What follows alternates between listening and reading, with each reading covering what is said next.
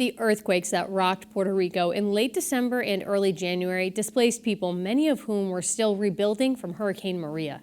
Recently, a team organized by the Gandara Center went to the island with donated supplies and worked with teams on the ground, helping people who are once again rebuilding. Carolee McGrath sat down with Jade Rivera-McFarland, Director of Marketing and Development for Gandara, and Corinne DeMont, Communications and Development Associate, to learn more about the need. Like many people, when they woke up and heard about the really large earthquake that they had in Puerto Rico, we wanted to do something. We have a lot of people that we recruit from the island, people who still have family over there, and like myself, we all have family or friends, and we knew we had to act. So we started to mobilize, started collecting, reaching out to people, and by the end of the month, on the 27th, we flew out, and we got down there. It was a lot of coordinating, moving a lot of boxes. JetBlue was awesome to give us 30 boxes to bring for free. So we were just traveling really heavy. We packed everything in the van, and it was an amazing experience. And so you got to work when Absolutely. you got there. So what kinds of things did you bring on the plane with you?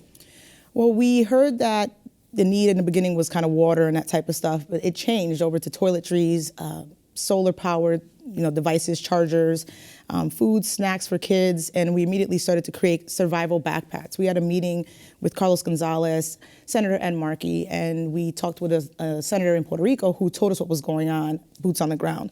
And we packed these backpacks up. It was a lot of work, but it was fun. We had a lot of people volunteer, and food, toiletries, a little bit of everything in these backpacks. We were just able to give it. Yep. So Corinne, once you got there and you're on the ground, yes, what was your itinerary like as far as helping people? Well, first off, we had to get all of the supplies. So we had them sent to the hotel in San Juan, and we also had them sent to Ponce. A girl that works with us had the boxes shipped. So I think we shipped about an additional 20. An additional 20 boxes in it. And 30 boxes we brought on the plane with us. So we started in San Juan, we picked up those supplies. We had about 2 vans packed up, ready to go down. Our first stop was Ponce, filled up those boxes from Ponce. And then I think our first stop really was Guanica. Yeah. And there we saw kind of an encampment. So what you're going to see on the news and things like that. A lot of people, the National Guard helping. So we went up, and I think Jade spoke with somebody that was putting together the efforts there, and they really didn't need much. I don't believe in that first. They needed a couple tents and blankets, but because it was run by the National Guard, they were pretty well stocked. And then you went further out on the island as well, into like sort of a mountain area as well? So if you're familiar with the island or have family on the island, when you get into some of the mountainous areas in the center, you have families that have been there for centuries. They have their houses, and like their grandma lives here, aunt, uncles. So you have extended families of 30 to 40 people sometimes. And in the area of Guanica, Jauco, Guayanilla, that's where the epicenter was. So they had a lot of damage to their homes.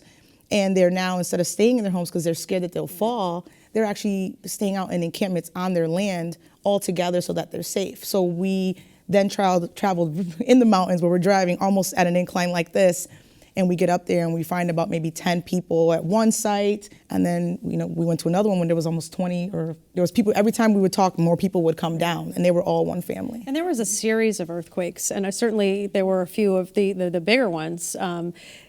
What was it like for people who had just, recovered from Hurricane Maria, now having this happen to their homes? We spoke to a gentleman, and I felt so awful. I'm getting goosebumps right now because he was just explaining how he spent $35,000 to rebuild his home this year.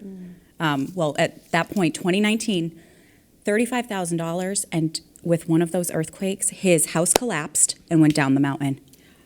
And so that was heartbreaking to see him express to us that he just lost his entire house, his entire life, and tears were streaming down his face. And it was heartbreaking. Yeah, it was. And it's weird because at first they don't necessarily. You ask them, "Are you okay? How's everything going?"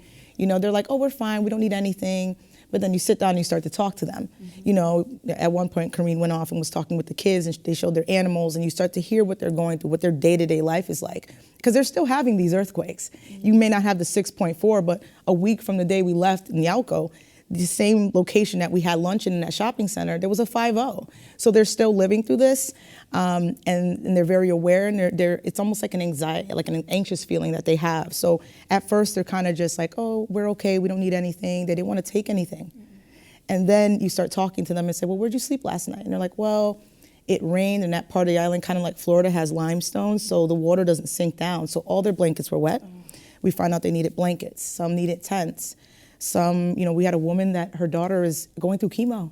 So we gave her insurance so she had something to eat. So until you really started to talk to them and have the conversations like human beings one-to-one, you wouldn't know what they're going through. And they're still dealing with it now. So, it's heartbreaking. And I know on the flip side, or a few years before, Gandara helped so many people who are coming from Puerto Rico after Hurricane Maria as well. So here you are in that same sort of role. So this has to be, I guess obviously it's traumatic for those families, but like, here we go again, I'm sure they're feeling. Correct. And, the families that came over, a lot of them are actually still staying there because they have their land, they have their home. And even the families that did come over, there are some, but we're not seeing as many at our Family Resource Center like we did after Maria. So a lot of people are still trying to, hold on to what they have and keep their way of life, and it is heartbreaking. But it's when you get down there and you see how strong they are. And the gentleman who did lose his house, he had created a makeshift home, makeshift showers that came from rainwater. He took something that they use at a festival to do a roasted pig that's very popular on the island, and he turned it into, he put a queen size mattress at the bottom. And we have pictures, and you can see just, even though he was hurting and struggling, he did what he had to do to survive and keep, literally, it's about 20, 30 people of his family sleeping in this area. And so can people still help with this effort as far as, collecting supplies? I don't know if it's more so supplies right now, because as we progress and as more earthquakes are happening and the tremors are happening, the need kind of changes.